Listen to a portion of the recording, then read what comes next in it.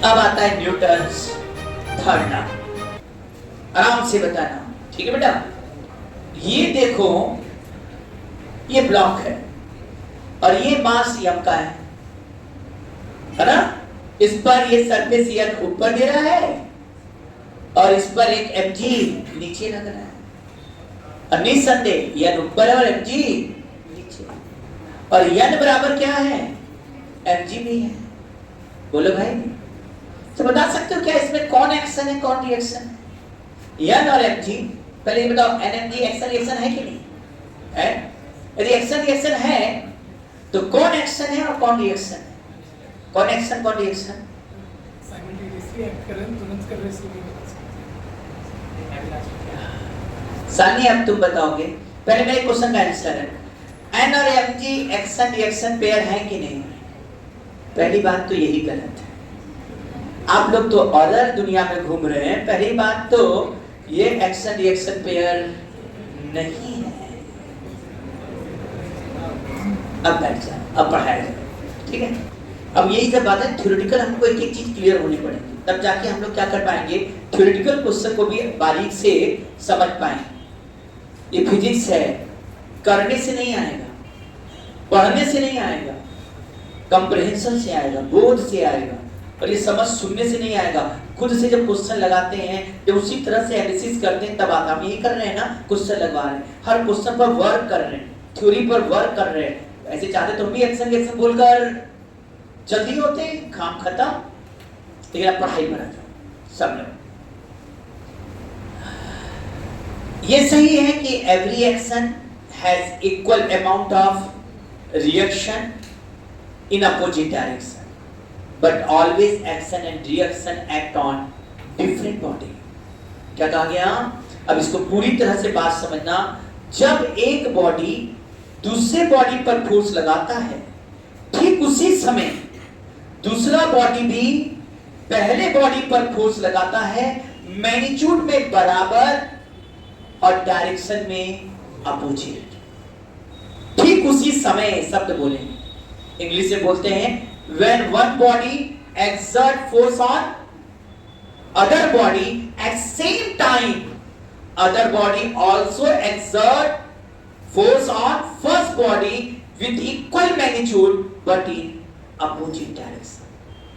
जिस समय एक बॉडी की बात सही है जो तुम लोगों ने बोला कि every action has equal amount of reaction in opposite direction at different body simultaneously। इतना शब्द और जोड़ देना था। क्या बोला था? एट डिफरेंट बॉडी, क्योंकि एक्शन एक पर लगेगा तो रिएक्शन दूसरे बॉडी पर लगेगा। एक ही बॉडी पर एक्शन रिएक्शन नहीं है। तो दूसरा बात, दुनिया में कोई भी फोर्स अकेला नहीं हो सकता। एक्शन होगा तो रिएक्शन है। नेचर में जितने फोर्स हैं सब एक्शन रिएक्शन का पेयर है। सुन रहे हो क्या बोल रहे हैं? धीरे सब पॉइंट समझा रहे हैं। तो जिस समय आप एक्शन देते हैं, ठीक उसी समय आप पर क्या लगता है बेटा? रिएक्शन लगता है। एक्शन और रिएक्शन दोनों ही क्या होंगे? डिफरेंट बॉडी पर लगेंगे। ये इसको देगा तो ये उसको देगा, मैग्नीट्यूड में बराबर और डायरेक्शन में अपोजिट होंगे। और ये दोनों फोर्स साइमल्टेनियसली काम करते हैं। साइमल्टेनियसली काम करने मतलब जिस समय एक्शन हुआ ठीक उसी समय रिएक्शन हुआ। ये नहीं बोल सकते कौन एक्शन है कौन reaction. We can not distinguish which is action which is reaction because both act simultaneously. You can't say that so this force is act first and then this force is act. No, both force are act simultaneously. You cannot determine which is action which is reaction force. दोनों force action reaction एक साथ करते हैं, लेकिन different body करते हैं, cancel भी नहीं हो सकते। जैसे यहाँ हमने एनर्जी कैंसिल करा रहे थे, ये एक्शन इधर लगेगा, रिएक्शन इधर। अब बता रहे हैं कैसे। जैसे हम चले तो जैसे चलते तो क्या करते हैं बोलो? चलते समय क्या करते हैं? चलना आता है? याद ही नहीं कि कैसे चलते हैं, कैसे चलते हैं? हाँ, हम लोग दुनिया में कोई काम अपने से नहीं करते भाई। ये तो गजब का बात है। अपने से चलते हो तुम, बड़ा ताकतवर बनते हो कि हम चल लेते हैं, दौड़ लेते हैं। ले जाओ ना ग्रेविटी फ्री स्पेस में, दौड़ के दिखाओ। बात तो समझ रहे हो? अरे भगवान का जो करते ना अपने अंदर घमंड है, फिजिक्स जो पढ़ेगा घमंड नहीं आएगा, उसको अध्यात्म पढ़ने की जरूरत ही नहीं है, पूरा फिलॉसफी है फिजिक्स के अंदर। आपको समझ में आएगा कि हम कुछ नहीं करते। बताएं कैसे करते हैं? हम बोझ डालते हैं धरती पर, हम क्या करते हैं? इसको दबाते हैं। जब इसको दबाते हैं, पीछे नहीं जा रहा है, ये हमारे ऊपर क्या लगा रहा है? फोर्स लगा। उसके फोर्स से हम चल रहे हैं। हम तो जो फोर्स दिया, सुनो सुनो, तुम यहां खड़े हो, तुमने जो फोर्स दिया वो किस पर दिया? अर्थ पर दिया। इधर ध्यान तो फोर्स ऐसे इंगित पर देते हो, कभी देखना ध्यान से। पैर उठाना थोड़ा ऐसे से उठा है ना, तो दिखती होगे करते हो। और जब तुम चलना होगा तो क्या करते हो? पंजा को दबा के ऐसे चलते हो, मतलब फोर्स एंगल पर देते हो। कहां देते हो? और जब फोर्स एंगल पे ऐसे तुम देते हो तो तुम पर फोर्स इधर। अरे घोड़ा देखते हो, बहुत ज्यादा फेमस होता है, जब एग्जांपल एक्शन रिएक्शन का देता हूं, घोड़ा जरूर बना देता है, बहुत से अच्छे बुक में घोड़ा दौड़ता हुआ घोड़ा दिखाता है। क्या करता है कि घोड़ा का पैर दिखता है जैसे मुड़ रहा है, तुम तो धीरे से मोड़ देते हो, ठीक है ना? सबसे जो ज्यादा किस पर पड़ता है? घुटना पर। क्यों पड़ना? समझ में आ रहा है? चलने को उसी कारण होता है भाई, सब वहीं पर प्रेशर पड़ रहा है। सुन रहे हो ना? तो घोड़े को दिखाया जाता है ऐसे दिखा, देखो ये लगाया फोर्स, इधर फोर्स लगाया। जब ये इधर फोर्स लगाया, इसने किधर फोर्स लगाया भाई? धरती पर, मतलब ग्राउंड पर। और ग्राउंड ने इस पर फोर्स इधर लगाया। क्या ये दो फोर्स अलग अलग लग रहे हैं कि नहीं? ये इस बॉडी पर लगा तो ये इस body. This is the pair of action and reaction. और ये दोनों साइमल्टेनियसली है, तो हम ये भी नहीं कह सकते कौन एक्शन है कौन रिएक्शन है। आया समझ में कि नहीं भाई?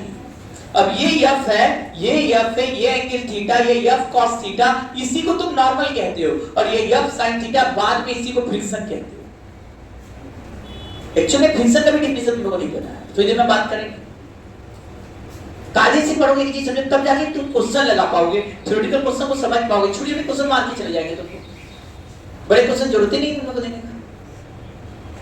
चले मेहनत करोगे ना?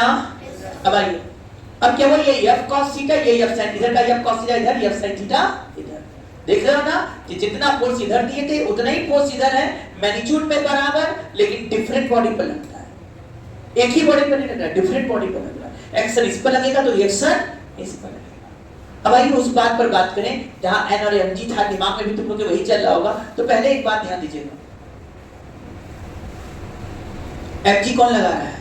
ग्रेविटेशनल फोर्स है, तुमको बताया। इतना समझ में आया ना? एक्शन रिएक्शन के लिए कांटेक्ट होना भी जरूरी नहीं है। जैसे दो मासेस हो, m1 और ये m2, तो ये m2 पर फोर्स लगेगा, इधर की तरफ खींच रहा है, ग्रेविटेशनल फोर्स है ना? सही बात है। कांटेक्ट में है तो कांटेक्ट फोर्स आएगा एक्शन रिएक्शन में, लेकिन विदाउट कांटेक्ट भी एक्शन रिएक्शन आता है। ये m2 इधर है ना, इस पर इधर लग रहा है। क्या ये डिफरेंट बॉडी पर लग रहा है कि नहीं? हाँ, और ये मैग्नीट्यूड में इक्वल है। जब ये इस पर लगाया, ठीक उस समय ये इस पर लगाया। ये फील्ड इंटरेक्शन है। कौन सा इंटरेक्शन है? फील्ड इंटरेक्शन है। और जितना फोर्स m1 ने m2 पर लगाया, उतना ही फोर्स m2 ने मैग्नीट्यूड में भी बराबर और डायरेक्शन में अपोजिट, और दोनों चल रहे हैं, कैंसिल नहीं होंगे। तो ये अलग बॉडी पर, और ये हम चलते तो क्या करते? इस पर दबाते, ये नहीं जा पा रहा क्योंकि ये फिक्स है, और हम चूंकि फिक्स नहीं है तो हम आगे चल गए। इस पर अलग फोर्स, इस पर अलग। घोड़ा दौड़ रहा है, दबाया जोर से दौड़ाया, उछल गया उनकी तरफ। कभी उछले हो क्या? अपने बल को उछलते। तुम क्या करते हो? कौन से फोर्स तुमको उछाला? तुम अपने फोर्स से नहीं उछाले, तुम तो अपने फोर्स से धरती को दबाए, और उससे धरती का फोर्स तुमको मिला, उससे तुम उछले। अब समझ में आ रहा है कि नहीं? हाँ, जन्म लेते हो तभी से एक्शन रिएक्शन तुम्हारा बॉडी करता है, तुमको पता ही नहीं। पहले क्या करते हो? रोते हो। अरे बच्चा पहले क्या करता है? रोता नहीं तो मार के रुलाया जाता है, रो भाई, है ना? दिक्कत हो जाता है। तो भाई रोते हो तो क्या होता है उसमें भाई? देखोगे कभी चिल्लाया, साउंड बाहर निकाला, फोर्स उस पर आया, और उसके लिए देखते हो भीजता है। रोता तो बच्चा, छोटा बच्चा देखना कि उसको भी प्रेशर देने का आदत नहीं होता। अब तो हम लोग आदत है ना, जब बोलते हैं तो प्रेशर देते हैं यार, वो भी देता है। फिर दूसरा कब सीखते हैं? पहले बकैया चलाते हैं। तो छोटे में याद हुआ, बिस्तर में बच्चे रहते हैं तो उनको भ्रम हो जाता है कि हमको उस चीज को पकड़ना है, तो आगे जाने की कोशिश करते हैं, खुद से आगे नहीं जाते, किधर से जाते हैं? पीछे। फिर बाद में कहीं ना कहीं उनको समझ में आता है, सुनो, कि कुछ पकड़ते हैं बिस्तर उस्तर, अरे बेडशीट उठ, और बेडशीट को पकड़ जब पीछे खींचते हैं तो देखते हैं अरे हम तो आगे जा रहे हैं। ये इनको पहला सीख मिलता है कि भाई दुनिया सब उल्टी है। आपको आगे जाना है तो आगे फोर्स लगाओगे, कहां पहुंचोगे? क्या करोगे? पीछे फोर्स लगाते हैं, जाते किधर हैं? आगे। समझ में आया ना? बेडशीट किधर पकड़ खींचोगे? आगे ऐसे ऐसे क्या करोगे? इसको पीछे खींचता है तब वो किधर जाता है? आगे। तब उसको पहला नॉलेज आता है, पहला सीखता है एक्शन और रिएक्शन।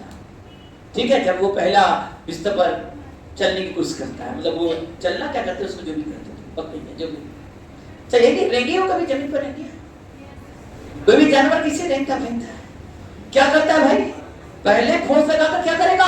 पीछे चल के देख लेना कभी, है ना? फोर्स लगा के क्या करो? नहीं ऐसे ही करो ना जैसे सैनिक सब जाते बेचारे, इसको लेते हैं फोर्स लगाते हैं पीछे और जाते हैं आगे बॉडी को लेके। क्यों? एक्शन इधर था, रिएक्शन आप पर है, उस रिएक्शन से आया। नीचे का धरती भी हिल जाए तो तुम आगे थोड़ी जाते हैं, भाग कर नहीं गिरते फोर्स से, जो पीछे चल गया था तुम भूल देते। अरे कभी देखते नहीं हो क्या? कोई स्लीपी चीज जगह पर रहो और अरे भाई इस क्या करते हैं, हाँ हाँ हाँ, इसकी बोर्ड पर ही आ जाओ और इस पर बैठ के ऐसे करो, बोर्ड चलो, समझ में आता है? तो बैलेंस करते हो, भी बैलेंस करते हो क्या? फोर्स को बैलेंस करते हो एक रिएक्शन से। ये आया समझ में कि नहीं? अब छोड़ो बातें, पहले थ्योरी समझ में आया?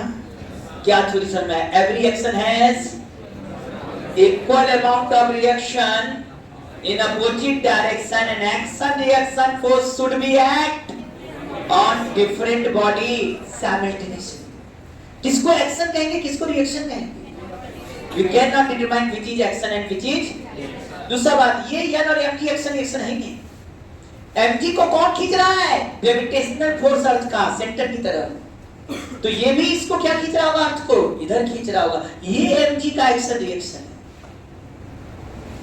और चूंकि ये mg को खींच रहा था तो ये भाई साहब कह रहे थे नीचे जाएंगे, क्या कर रहे थे? ये कहता हम नीचे जाएंगे, ये नीचे जाने का प्रयास कर धरती रोक रखा है। तो धरती ने क्या किया? इस पर यन किधर दिया? ऊपर। जिस समय तुमने इसको, जब तुमने नहीं, ग्राउंड ने, जिस समय ग्राउंड ने इसको यन दिया, ठीक उसी समय इसने भी ग्राउंड को क्या दिया? यन दिया। ये इसको यन दे रहा और ये इसको यन दिया। सुन रहे हो कि नहीं ये सब बातें? तो आपने इसको क्या दिया यहाँ पर? यन। ये यन और ये यन एक्शन रिएक्शन पेयर है। ये यन और mg एक्शन रिएक्शन पेयर है ही नहीं। mg का एक्शन रिएक्शन कौन है? mg किसके कहा रहा? अर्थ का ग्रेविटेशनल फोर्स खींच रहा है, तो अर्थ का भी ग्रेविटेशनल फोर्स को ऊपर खींच रहा है। ये वाला जो फोर्स है वो इनका एक्शन रिएक्शन mg का, और ये वाला जो फोर्स है वो नॉर्मल रिएक्शन फोर्स का एक्शन रिएक्शन पेयर है। तो n और mg एक्शन रिएक्शन पेयर है ही नहीं। अब समझ में आया कि नहीं?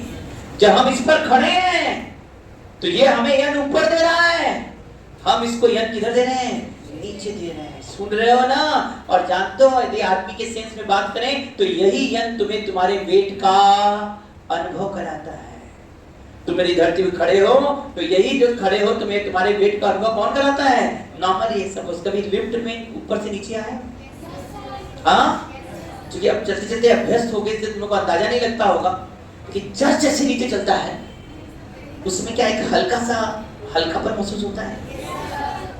हम बता रहे और कहाँ महसूस होता है? सबसे ज्यादा महसूस होगा, मजा आता है ना? भले सब कहे डरे नहीं, डरता तो सबे है। कहाँ पर? ऊपर से नीचे। अरे इसके जाके देखो, समझ में आ जाएगा तुम्हें। ये समझ में आ जाएगा तुम्हारा वेट वहां कम महसूस होता है। क्यों डर लगता है भाई? वहां यन कम हो रहा है। वहां क्या आप यहां से यहां आ रहे हैं, जिस समय यहां से यहां आते हैं कभी महसूस हुआ है? हमेशा हुआ है। वो अलग बात है, डर लगता है तो कुछ लोग आंख बंद करके वो अलग कुछ से निकाल देते हैं और कुछ लोग चिल्ला देते हैं। चिल्लाने में डर छिपा होता है।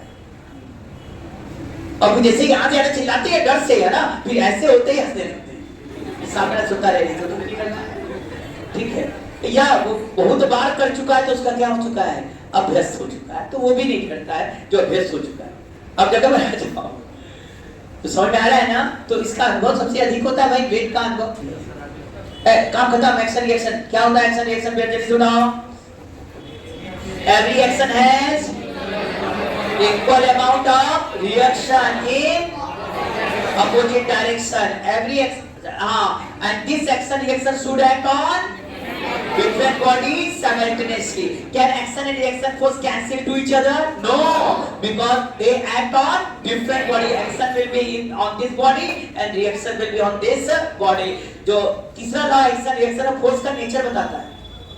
दुनिया में जितने फोर्स हैं सब पेयर में ही होंगे एक्शन रिएक्शन में। कोई भी बाकी देखो ना, mg का भी एक्शन रिएक्शन पेयर होगा, n का भी एक्शन रिएक्शन पेयर होगा, अरे ग्रेविटेशनल फोर्स का भी है, इलेक्ट्रोस्टैटिक फोर्स प्लस प्लस है, ये इसको इधर रिपेल करता है, ये इसको इधर रिपेल करता है, दोनों एक समय ये इसको दे रहा है, ये इसको दे रहा है, ये भी क्या है?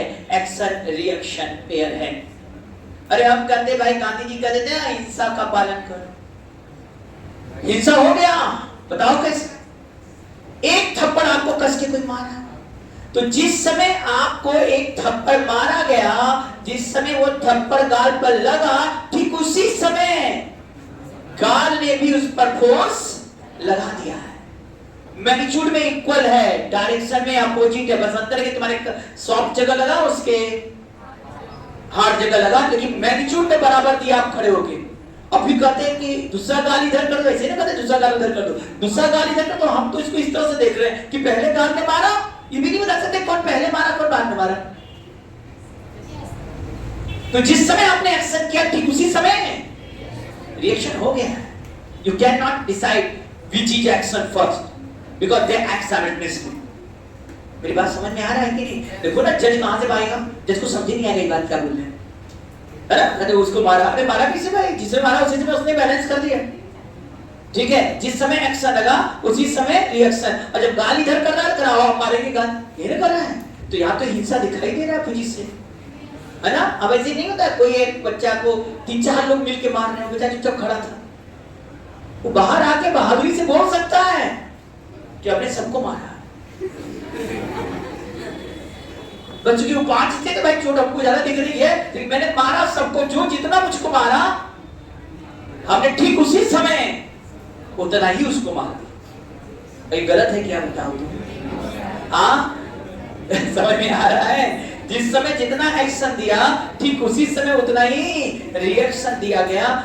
समझ में आ रहा? वो भी अलग अलग, तुमको वो मारा तुम उसको मारा। Every action has equal amount and in opposite direction, but remember that action and reaction should act। ये इस पर लगाएगा वो उस पर लगाएगा, जितना ये इस पर लगाता ठीक उसी समय वो उतना ही उस पर भी लगाता है। आप डिस्ट्यूस नहीं कर सकते which is action which is reaction।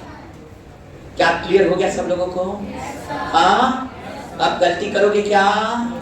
यहाँ पर हम लोग खड़े हैं तो क्या ये n और mg एक्शन रिएक्शन पेयर हैं? ये एक्शन रिएक्शन पेयर, तो ये पूछने के मतलब ही नहीं कि, इसलिए हम सबसे पहले ये पूछ रहे थे कि क्या n और mg एक्शन रिएक्शन पेयर है? हाँ, अब तो ये फंस गया, अब तो फालतू इसको उलझाओ। मतलब हम दिखा कहीं और रहे थे फंसाने के लिए, लेकिन फंसा पहले ही चुके थे। जिस समय आप कबूल लेते हैं कि ये एक्शन और रिएक्शन पेयर है, वही गलत हो चुके थे। अब समझिए, अब एक्शन रिएक्शन कौन है? इसने इसको यन दिया तो ये इसका धरती पर बनाओगे डायग्राम तो कहोगे इसने इसको यन दिया तो ये इसको यन देगा। This is the action reaction pair. Third law tells about the nature of forces, कि दुनिया में जहां भी फोर्स मिलेगा बेटा वो एक्शन रिएक्शन पेयर में ही मिलेगा। एक्शन रिएक्शन के लिए जोड़ी नहीं है कि दो बॉडी कांटेक्ट में हो, वो दूर भी हैं तो फील्ड इंटरेक्शन से एक दूसरे पर फोर्स लगा सकते हैं, जैसे ग्रेविटेशनल फोर्स और इलेक्ट्रोस्टैटिक फोर्स है। ये समझ में आ रहा है क्या क्या बोल रहे हैं हम लोग? पूरा थ्योरी क्लियर? अच्छा, mg का भी क्या एक्शन रिएक्शन होगा? mg कौन लगा रहा है? अर्थ का ग्रेविटेशनल फील्ड। तो सुनो ना, यदि अर्थ ने ब्लॉक पर लगाया तो ब्लॉक भी अर्थ पर लगाया, उसके सेंटर पर लग रहा होगा और उसी डायरेक्शन मैग्नीट्यूड में उतना ही और डायरेक्शन में आप पहुंचे। क्या समझ में आया? पढ़े थे ना साहब? और हाँ सब पढ़ा हुआ है, पढ़े हो ना? चलो, क्या तीनों लॉ कंप्लीट हो गया ना हम लोग का? अरे बैठो भाई, फर्स्ट लॉ क्या हो गया? फर्स्ट लॉ क्या था बेटा? फोर्स का काम बताया था, इनर्शिया ब्रेक करता है कौन? फोर्स। दूसरा लॉ फोर्स का मैग्नीट्यूड बताया था, force equal to rate of change of momentum. यदि मास कांस्टेंट है तो F बराबर ma। उसका यूज में हम लोग क्या सीखे, जिस डायरेक्शन में ए होगा उसी डायरेक्शन में एफ होगा, सॉरी जिस डायरेक्शन में नेट एफ है उसी डायरेक्शन में ए होगा। मतलब जो एफ लिखा जाता है एफ बराबर एम में, वो एफ क्या है, नेट फोर्स, सभी फोर्स का वेक्टर सम करके निकाला जाता है। वहां और भी बातें की। और थर्ड लॉ जो था वो फोर्स का नेचर बतलाता है और यह बतलाता है कि दुनिया में जितने फोर्स हैं सब एक्शन और रिएक्शन। क्या एक्शन रिएक्शन तुम पहचान सकते हो, कौन एक्शन कौन रिएक्शन? तुमको कोई एक थप्पड़ कस के मारा, कौन पहले मारा बता पाओगे? हाँ, जिस समय उसने मारा ठीक उसी समय तुम्हारे गाल ने भी रिएक्ट कर दिया। एक्शन और रिएक्शन साइमल्टेनियसली होते हैं और इक्वल होते हैं, अपोजिट होते हैं और डिफरेंट बॉडी पर एक्शन इधर तो रिएक्शन। फर्स्ट लॉ याद होगा जिसको हम लॉ ऑफ इनर्शिया कहते हैं, जिसमें कहा गया था कि यदि मास रेस्ट में है तो बॉडी रेस्ट में है तो वह रेस्ट पोजीशन मेंटेन रखते हैं, इसको इनर्शिया ऑफ रेस्ट कहते हैं। जब कोई बॉडी कांस्टेंट वेलोसिटी से चलता है तो वो कांस्टेंट वेलोसिटी से चलता जाता है, इसको इनर्शिया ऑफ मोशन कहते हैं।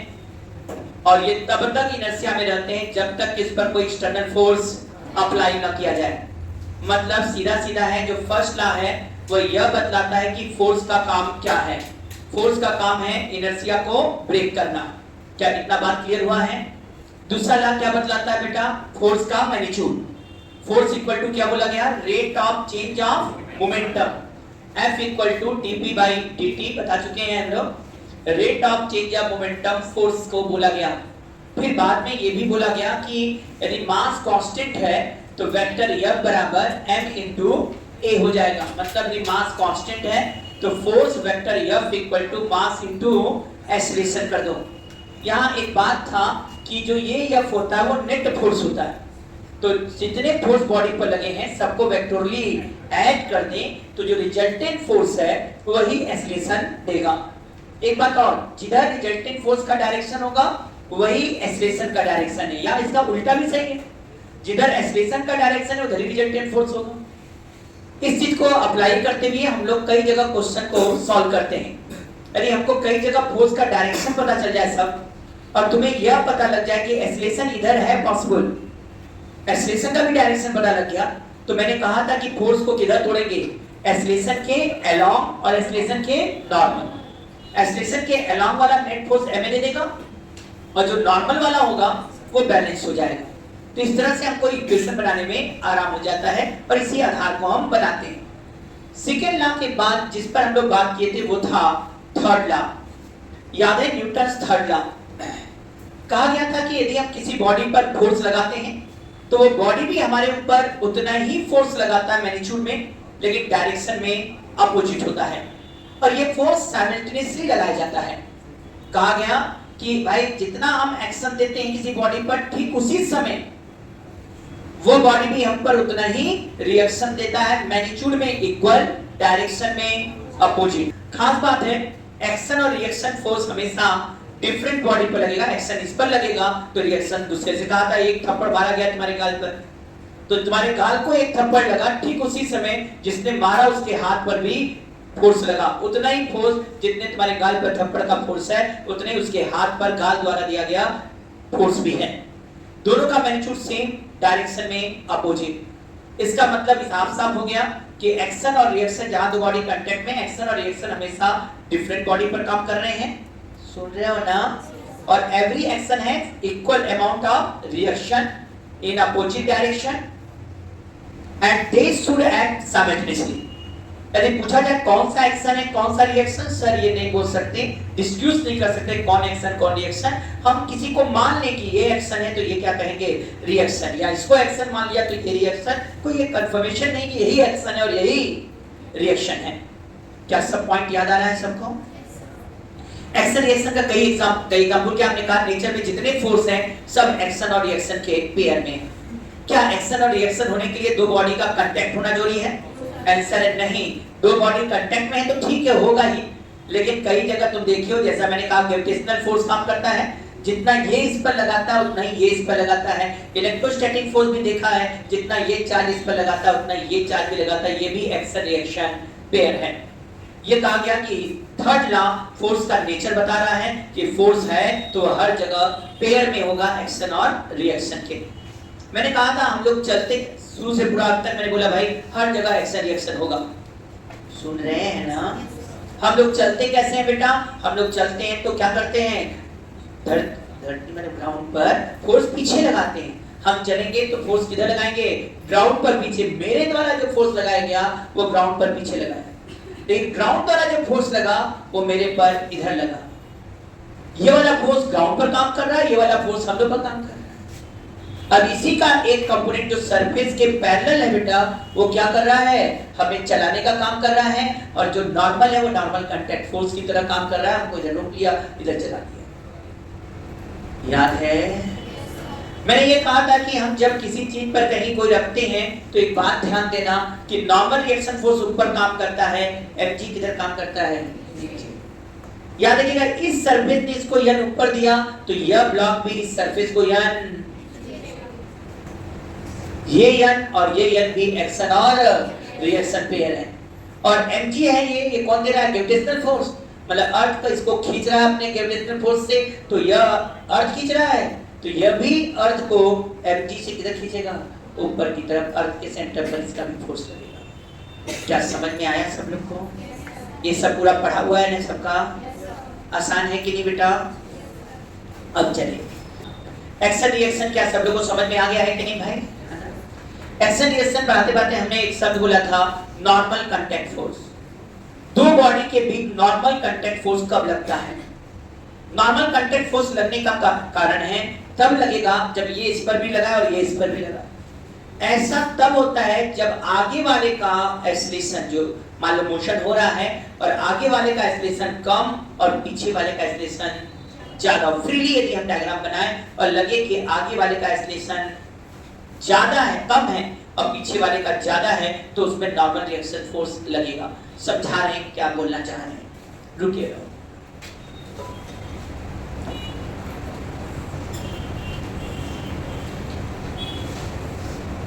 ये M1 है, ये M2 है। कब एक बॉडी दूसरे बॉडी पर नॉर्मल डायरेक्शन में रिएक्शन फोर्स लगाता है, मतलब एक्शन और रिएक्शन लगता है नॉर्मल डायरेक्शन में। ये समझने के लिए हम एक क्वेश्चन पर बात कर रहे हैं। क्यों ना डाटा देकर पहले बात किया जाए ना, तो ताकि समझ में आएगा कि आप लोग कितना क्लियर हो रहा है ना, फिर थ्योरी लगाते हैं।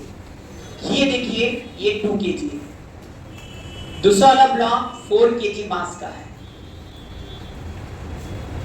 इस पर फोर्स लगा दिया हमने 20 न्यूटन। ठीक है बेटा? चलो कहते हो तो इस पर भी फोर्स लगा दिया 20 न्यूटन। दो ब्लॉक अलग अलग हैं जिनको हम कांटेक्ट में रखे हैं। क्या बता सकते हो इस समय दोनों ब्लॉक का एक्सीलरेशन क्या होगा? Find the acceleration of both blocks. इसका 20 न्यूटन इधर ढकेल रहा है, ये इधर खींच रहा है। Find the acceleration of both block. इसको करिए। फिर एक क्वेश्चन और हम आपको दे दे रहे हैं। ये 3 kg है और ये क्या है बेटा? 2 kg। ठीक, यहां पर हम फोर्स दे दे रहे हैं 30 न्यूटन और यहां पर हम फोर्स दे दे रहे हैं 40 न्यूटन कर दिए। 40, ये 40 न्यूटन और ये दे दिया 30 न्यूटन।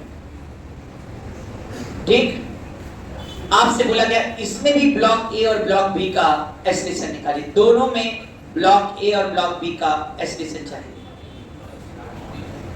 इस क्वेश्चन में भी ब्लॉक ए और ब्लॉक बी का एक्सीलरेशन और दूसरे वाले क्वेश्चन में भी ब्लॉक ए और ब्लॉक बी का एक्सीलरेशन चाहिए। A few minutes later. अब ध्यान दो, कब कांटेक्ट फोर्स लगता है, कब नॉर्मल कांटेक्ट फोर्स नहीं लगता, यहां से क्लियर होने जा रही है। अब यहां पर ध्यान दीजिएगा कि यदि हम इंडिविजुअल माने ना माने कि बीच में कांटेक्ट है, तो आप सही बात है, ये 20 फोर्स लगा 2 kg पर लगा, तो इस डायरेक्शन में ये कह सकते हैं 20/2 मतलब 10 मीटर पर सेकंड स्क्वायर से जाने का प्रयास करेगा ए वाला ब्लॉक। और यहां पर यदि 20 दे दिया हमने बी ब्लॉक पर, तो निसंदेह बी वाले पर देखेंगे तो 20/4 मतलब 5 मीटर पर सेकंड स्क्वायर हो गया। क्या लग रहा है कि ए वाला तेज चल गया है और बी वाला धीमा चल रहा है? ए यदि तेज भाग गया, बी वाला धीमा चल रहा है, क्या इनके बीच कांटेक्ट लगेगा? क्या कांटेक्ट? दो कार खड़ी हो, आगे वाला तेज भाग जाए एक्सीलरेटर लेकर और पीछे वाला धीमा धीमा चलेगा, तो क्या आपस में लड़ेंगे? क्या कांटेक्ट लगेगा? क्या नहीं लगेगा। कब लड़ जाएगा? जब पीछे वाला तेज चले और आगे वाला धीमा चले, तो उनके लड़ने का चांस ज्यादा नहीं है, चांस ही। तो अब इस केस में क्या समझ में आ रहा है कि नहीं? होना तो वेलोसिटी से है, लेकिन जब जान लो कि रेस्ट में रखा है, तो वेलोसिटी का डिसीजन कौन कर रहा है? एक्सीलरेशन। समझ में आया? तो इसमें तो दोनों का एक्सीलरेशन अलग अलग रहेगा, क्योंकि सर इनमें काम ही नहीं करेगा कांटेक्ट, क्योंकि दोनों एक ही तरफ चल रहे हैं, और जो आगे वाला है उसका एक्सीलरेशन ज्यादा है और पीछे वाले का एक्सीलरेशन कम है, तो ये आपस में कोई फोर्स नहीं लगाए, तो ये 10 से भाग जाएगा और ये वाला 5 से।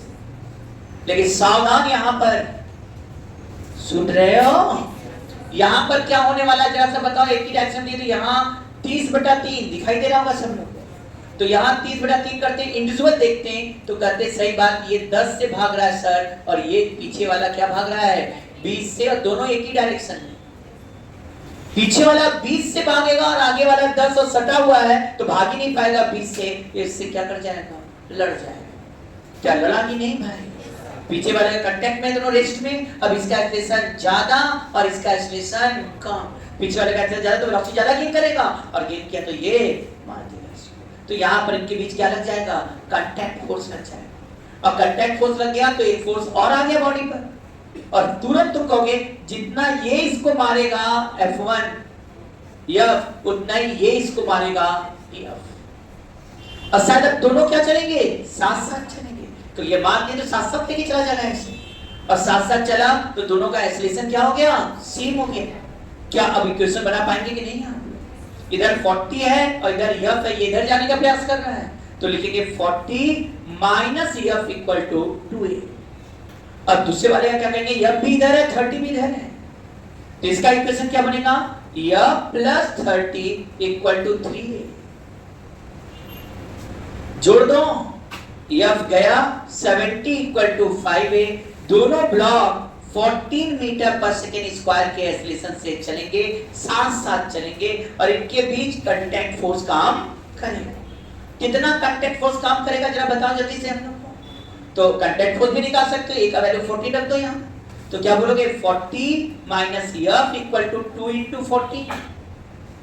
क्या यदि सही से चल रहे हैं तो 40 minus F equal to 28, F equal to 40 minus 28 मतलब 12 न्यूटन का फोर्स। किसने किसको दिया? ए ने बी को भी दिया और बी ने ए को भी दिया। कितना फोर्स? अच्छा ये देखो एक बात और है, यदि ऐसी स्थिति हो जाए कि दोनों एक इस तरह का फोर्स लगने लगे, दोनों ऐसे चलने लगे, तब भी इनका कांटेक्ट बनेगा ही बनेगा, और इस समय भी इनके बीच क्या लगेगा? कांटेक्ट फोर्स काम करना तय है, क्योंकि भाई ये भी इधर जाना चाह रहा है, ये भी, तो इस केस में भी इनके बीच कांटेक्ट फोर्स काम करेगा। इसमें तो वैल्यू भी देखना नहीं, वैल्यू तब देखना है जबकि वो एक ही डायरेक्शन में लग रहे हैं। अब तीसरा पॉइंट है, यदि सर ऐसे लग जाए फोर्स, सर कभी कांटेक्ट फोर्स नहीं काम करेगा, ये अलग लेके चल जाएगा और ये अलग कर जाएगा। क्या पहले ये समझ में आया कब कांटेक्ट फोर्स काम करता है? अच्छा एक बात बताओ, हमारे और अर्थ के बीच, या आप बैठे हैं, आप और अर्थ के बीच, हमारे और अर्थ के बीच क्यों नॉर्मल कांटेक्ट फोर्स लग रहा है? इससे लग रहा है कि हम किससे जाना चाहते हैं? नीचे की तरफ, जी से। यदि पूरा अर्थ हटा दिया जाए, यहाँ से धरती का ऊपर से कूदा जाए, तो हम लोग ऊपर क्या लगेगा? जी काम करेगा। हाँ, और इसका हमारा एक्सप्रेशन क्या है? फ्री यदि रहे तो हमारा एक्सप्रेशन जी है, कोई और फोर्स ना काम करे, कोई जी काम कर रहा है, जी क्या है। और ये इसका एक्सप्रेशन क्या है? जीरो है, रुका हुआ है। हम जी से जाना चाह रहे हैं और ये रुका है, तो ऑटोमेटिक हम इसको धक्का मारें, क्योंकि हम तो जी से खींच रहा है हमको अर्थ। तुमको खींच रहा है कि नहीं? मानते हो कि नहीं भाई? नहीं मानते? मान रहे हो ना? चलो ठीक है, तो जी से खींच रहा है तो आपको जी से नीचे ला रहा है, और आप क्या कर रहे हैं? यहाँ रुक गए, इस पर आगे ये रुका हुआ है, तो ये आपको रोक दिया मतलब ये फोर्स आपके ऊपर अपोजिट लगाया। जैसे इसने ऊपर लगाया, आपने इस पर क्या लगाया? नीचे। वो आदमी, वो अलग बात है कि मैन के केस में इस समय जो यन लगता है उसी से हमें हमारे वेट का अनुभव होता है। कभी क्वेश्चन पूछे कि how much weight is beared by the man, तो समझ जाओ तुमसे क्या बोल रहा है, नॉर्मल रिएक्शन फोर्स का वैल्यू पूछ रहा है। और वो अलग है कि हम जब खड़े हैं तो ना ऊपर जा रहे हैं ना नीचे जा रहे हैं। इस समय यन किसके बराबर है बेटा, mg के बराबर है। क्या हमेशा यन mg के बराबर होगा? ये जोली नहीं। हम खड़े हैं यहाँ पर तो क्या स्थिति है भाई, हम तो mg से नीचे जा रहे थे, लेकिन ये नीचे रुका हुआ है जिससे कारण हम रुक गए। तो किसने रोका हमको? नीचे वाले। नीचे वाले ने फोर्स किस पर दिया? हमारे ऊपर। ऊपर तो हमने किधर दिया इसको फोर्स? नीचे। ये भी फोर्स क्या है? एक्शन और रिएक्शन का पेयर। फोर्स तो हर जगह, जितने जगह फोर्स होगा सब एक्शन और रिएक्शन का पेयर है। जितना भी तुम फोर्स लगाते हो कहीं भी लगाओ, वो अकेला सिंगल हो ही नहीं सकता। क्यों एक्शन है हो सब वही नहीं। जब एक्शन होगा तो एक्शन होगा ही होगा। आया? इसका मतलब ये हो गया कि कोई तुमसे ऐसी थ्योरी देकर पूछे कि ये m1 है और सर ये m2 है, इस पर इधर से f1 दिया, इस पर इधर से f2 दिया, ये ब्लॉक A, ये ब्लॉक B, क्या देखकर बता सकते हो कि कब ये ब्लॉक चलेगा, कब इनके बीच कांटेक्ट फोर्स काम करेगा, कब नहीं करेगा? कब करेगा बेटा? जब F1 by M1 greater than F2 by ऐसे पूछता है। अब थोड़ा बदमाशी करने के लिए स्टाइल बदल देगा, कहगा M2 इधर फेंक दो, M2 F1 is greater than M1 F2। सोचाएगा भी नहीं, जो समझेगा नहीं। तो पूछेगा what is the condition when a normal contact force acting between the blocks, इन दोनों ब्लॉक के बीच नॉर्मल कांटेक्ट फोर्स लगे, इसके लिए क्या कंडीशन होना चाहिए? निकल गया कंडीशन। अच्छा एक बात और, हम लोग खड़े हैं इस पर तो क्यों नॉर्मल लग रहा है? समझ में आ रहा है ना? क्योंकि हम जी से भागना चाह रहे हैं और इसका एक्सेलेरेशन क्या है? 0। निस्संदेह यहाँ भी वही बात है, नीचे वाला 0 और आप जी से चल रहे हैं, इसलिए नॉर्मल रिएक्शन यहाँ पर कांटेक्ट फोर्स काम कर रहा है, क्योंकि हम जाना चाह रहे हैं नीचे और वो हमको रोक रखा है, इसलिए इनके बीच क्या लग रहा है? Contact force. और कांटेक्ट फोर्स लगेगा, जितना वो हमको देगा उतना ही हम उसको भी देंगे। क्या ये समझ में आया है सबको? क्लियर है कांटेक्ट फोर्स को? अब जैसे कई लोग इससे, क्योंकि दिमाग में सबके बन जाता है n बराबर mg, इतना तगड़ा बनता है, पहले उसको हमें हटाना है। जैसे मान लो ये बेचारा आदमी है, ये n समझने लगे कि नहीं? n क्या है? क्लियर है ना सबको? अब ये आदमी है, अब जरा ध्यान दो, और इसने पकड़ रखा है कोई रस्सी को, है ना, और रस्सी को सीलिंग से इसको पकड़ रखा, खींच रखा है, ये हाथ बना लेना, ठीक है, ये खींच के रखा है, नहीं होता ऐसे पकड़ के लटका है। अब बताओ यहाँ पर यन mg से ज्यादा है या कम है? यानी यहाँ पर देख रहे हैं, यहाँ पर यन mg से ज्यादा होगा या कम होगा? क्यों कम हो गया भाई? सिंपल सा बात है। इस समय आप कहोगे सुनाई दे रहा है कि नहीं? इस बेचारे के पास क्या है? यन तो ऊपर है, लेकिन लटका है तो टेंशन भी। अरे तुम लटकते हो ना, तो टेंशन किधर खींच रहा है तुमको? तो तुम्हारे ऊपर यन भी ऊपर और टी भी ऊपर, लेकिन mg भाई साहब किधर है? तो यहाँ पर n प्लस टी बराबर mg। तुम रुके भी हो ना, ऊपर जा रहे हो ना, यदि ऊपर भी नहीं जा रहे हो नीचे भी नहीं जा रहे हो, तो एक्सेलरेशन क्या है? 0 है, और एक्सेलरेशन 0 है तो हम ऊपर का फोर्स नीचे के फोर्स से क्या कर लिए हैं? Balance. n plus t equal to mg, तो n equal to mg minus t. यहाँ n mg से कम हो गया। अच्छा कभी कुएं से पानी खींचे? हाँ, अच्छा उसमें भी तो ऐसे ही यूज होता था, यहाँ पर गाड़ी टाइप का रहता था, देखिए क्या, एक तो ऐसे खींचते थे, गाड़ी लगा देते हैं, तो इसमें क्या होता है? यन का वैल्यू mg से भी कम आवश्यकता पड़ता है, कम लगता है, कम दबाना पड़ता है इसको। हाँ है ना, इसीलिए गाड़ी कैसे रखते? ऐसे रखते थे हम लोग, ऐसे खींचते। अब जरा ध्यान दो, कुछ लोग क्या होता है टूट ही जाता है, कहाँ हम लोग इतना अच्छे से रख नहीं पाते थे। तो अब मान लो पानी तुम डायरेक्ट कुआं से खींच रहे हो नीचे से,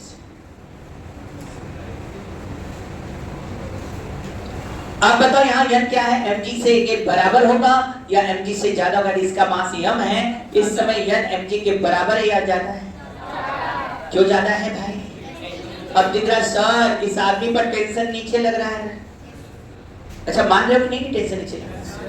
नहीं मान रहे तो बता रहे कोई पास जाओ बताएं क्या करना है। रस्सी खींच रहा है ना, बस अपना जो सेंटर ऑफ ग्रेविटी है खींचते समय थोड़ा हम नहीं करेंगे ठीक, कुछ नहीं रख पाओगे। सही बात है, बहुत अपने आप को बनते हो कि हम लोग बहुत तगड़े हैं। कहते ना कल अध्यात्म पूरा दिखाता है फिजिक्स, हम अपने बल पर चलते हैं क्या? तुम अपने फोर्स से चलते हो? तुम अपने फोर्स से नहीं चलते हो।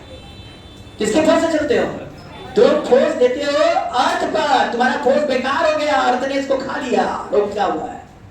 और तुम्हारे द्वारा जो अर्थ ने तुमको फोर्स दिया तुम वो लेकर चलना शुरू किया। ये समझ में आया था कि नहीं तुम? हाँ तुम बोलते हो ये गर्व है तो ये भी निकाल के फेंक दो, तुम बोलते भी नहीं। हटा दो एटमॉस्फेयर, बोल के दिखा दो, बोल के दिखा दो एटमॉस्फेयर हटा दो, यहां से पार्टिकल हटा दो। तुम कहां बोल रहे हो? ये तो जो साउंड आ रहा है तब प्रोपगेट कर रहा है साउंड, तुम बस क्या कर रहे थे? जीभ चला जरूर रहे हो। ये जो सुनने और समझने का काम है ये सब वाइब्रेशन है, वो भी जो पार्टिकल एटमॉस्फेयर में है वो जाकर काम करे पड़े हो ना इस सबसे तो है ना सही बात। जब हम पढ़ते हैं फिजिक्स सही ढंग से तो पता लगता है कि भाई जितना कहा जाता है घमंड मंड अपने आप खत्म हो जाए। हम ये कर रहे हैं, हम वो कर, कुछ तो नहीं कर रहे हो, सब दूसरा कर रहा है, उसके सपोर्ट बिना नहीं कर सकते, तुम चल नहीं सकते उसके सपोर्ट के बिना। धरती हटा दो, चल के दिखा दो। क्वेश्चन आता है यदि नीचे का सरफेस स्मूथ कर दिया जाए तो तुम कैसे स्मूथ करना? ना फ्रिक्शन ना रहे, फ्रिक्शन नहीं रहेगा तो तुम ये फोर्स नहीं प्रोड्यूस कर पाओगे। जो ऐसे लगाने वाला है वो भी नहीं कर पाओगे, वो तभी कर पा रहे हो कि ये पैर फिसल नहीं रहा है, स्लिप नहीं कर रहा। तो स्मूथ सरफेस होगा तो कैसे चलेंगे? एकदम स्मूथ। तो कहते उस समय क्या करो? ठोको, स्पीडिंग करो या स्नीजिंग करो। स्पीडिंग करोगे तो तुम क्या करोगे? क्या करते? ठुकी करते हैं, तो बाहर निकलता है। फोर्स आगे लगाए तो तुम पर फोर्स किधर लगा?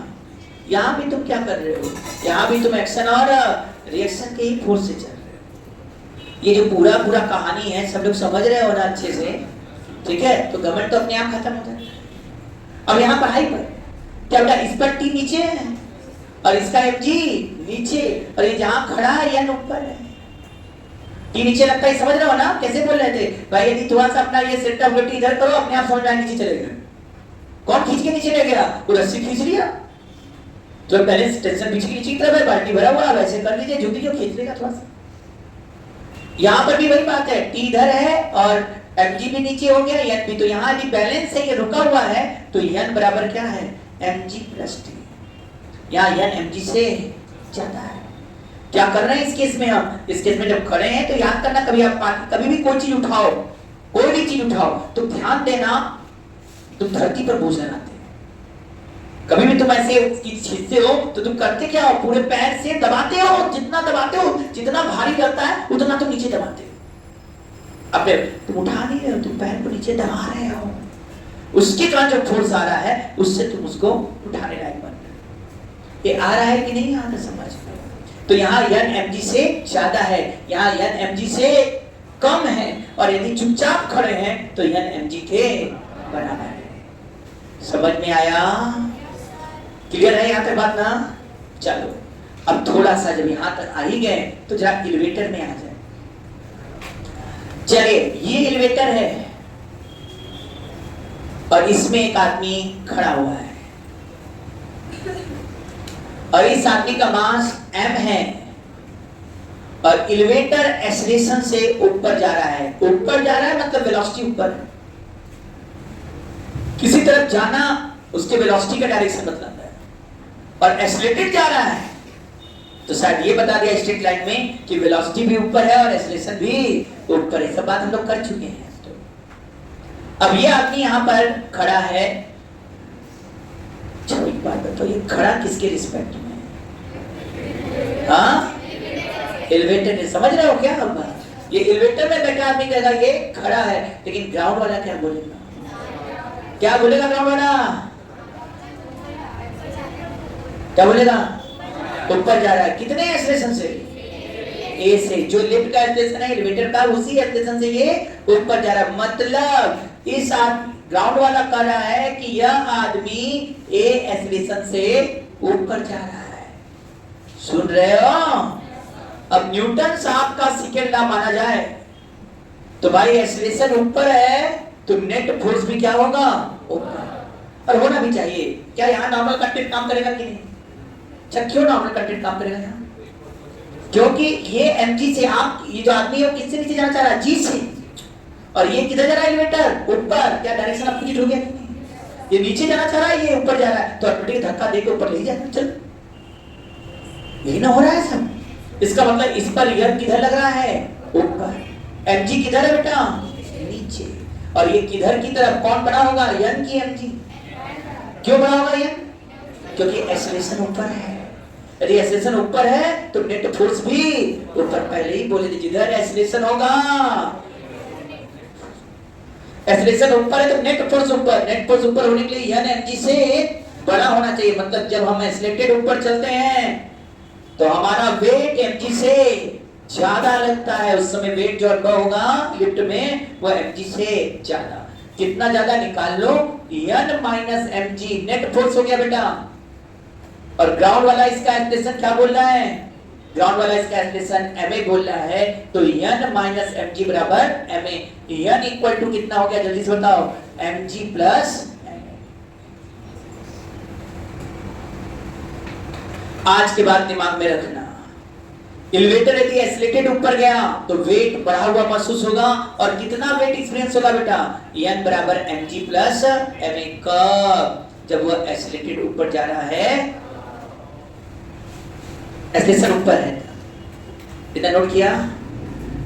समझ में आया? इसको मिटा दें, इसको मिटा दें।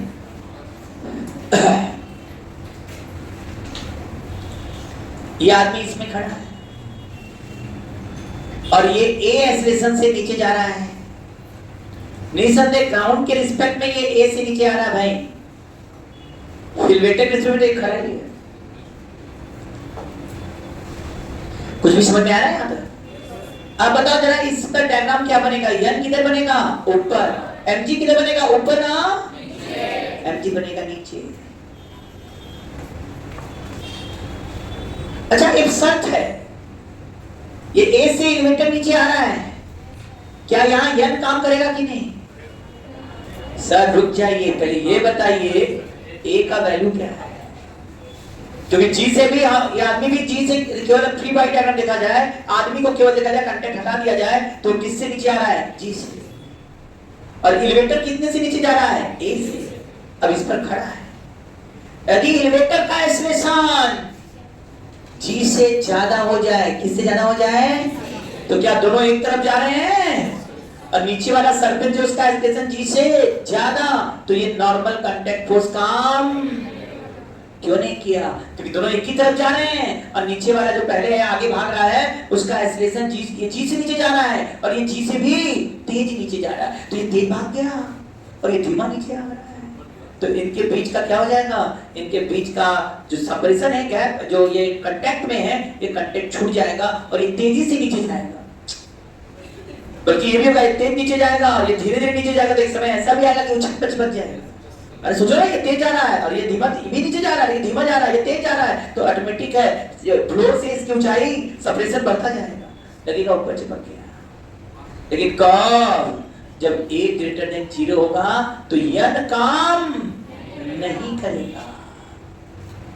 इसका मतलब लिफ्ट यदि नीचे आ रहा है तो सावधान, जरूर चेक कर लो a g से ज्यादा है कि a g से कम है। यदि एक्सेलरेशन g से ज्यादा है तो समझ जाओ वहां पर क्या नहीं करेगा? वहां पर कांटेक्ट फोर्स काम नहीं करेगा। वहां मैन और फ्लोर के बीच कांटेक्ट ही नहीं रह जाएगा, मैन कांटेक्ट छोड़ देगा और n पॉसिबल नहीं होगा।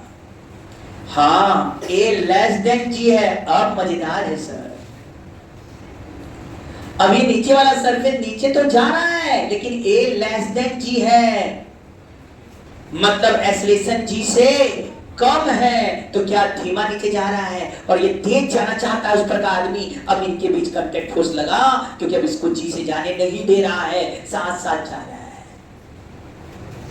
सुन रहे हो? तो कब कांटेक्ट फोर्स लग रहा है? जब नीचे जाए तो ए जी से कम होना चाहिए, ए जी से ज्यादा है तो कांटेक्ट फोर्स काम नहीं करेगा, बल्कि इन दोनों के बीच सरफेस अलग अलग हो जाएगा, ये ए से चलने लगेगा और ये जी से नीचे जाने लगेगा। कंडक्टर नहीं तो जी से नीचे आएगा, वो ए से अपना भाग रहा है, इन दोनों के बीच का सेपरेशन लगातार बढ़ता है, ये तेज चल रहा है, ये धीमा चल रहा है।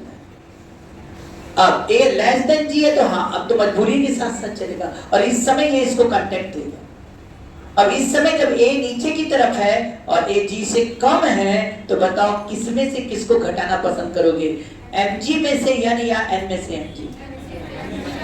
क्यों एम जी माइनस है? क्योंकि एक्सेलरेशन का डायरेक्शन नीचे, तो नेट फोर्स भी किधर होगा? अब आप किसमें से किसको घटा रहे हैं? एम जी माइनस एन बराबर एम ए। तो एन बराबर क्या आ जाएगा, जल्दी से बताइए? M g minus m a. क्या इस समय जो यह वेट एक्सपीरियंस करेगा, क्या वो एम जी से भी कम एक्सपीरियंस करेगा कि नहीं? इस समय जो मैन वेट एक्सपीरियंस कर रहा है वो एम जी से भी कम कर रहा है, तो n is less than mg हो गया, n बराबर mg माइनस m। तो जो वेट एक्सपीरियंस करेगा mg से कम कर रहा है, जबकि ऊपर जा रहा था तो जो वेट एक्सपीरियंस कर रहा था वो mg से ज्यादा।